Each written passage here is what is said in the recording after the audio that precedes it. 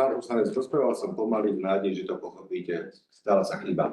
A viete, čo? Pretože som vám to vysvetlil, pretože ja to vysvetlil na časovej osi. Pán poslanec, vysvetlil som vám to na časovej osi, čo sme išli urobiť, čo bolo za 3 roky preukázateľne zanedbané. Povedal som vám o peniazoch, ktoré reálne boli preinvestované, to spochybniť nemôžete.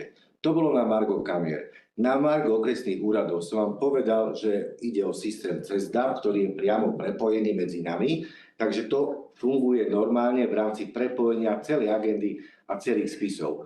To bola ďalšia vec, ktoré...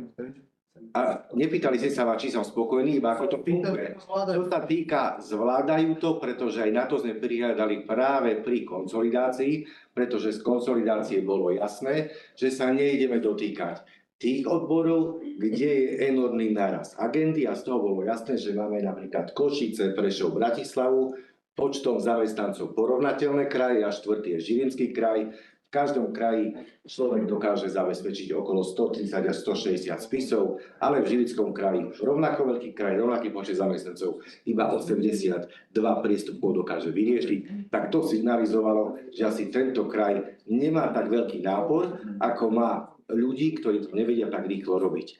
Takže to je na dovetok toho, či stíhame alebo nestíhame. Ďalšia vec, ideme sa orientovať na to, ako by bola spoľahlivo zistená škoda, pretože tu nejde ani o predavačku, ale o zodpovedného vedúceho, pretože tu ide o to, akým spôsobom dokážeme veľmi rýchlo nie suplovať SBS-ku, ale vytvoriť spoľahlivo zistenú škodu s dokumentáciou, to je na margo.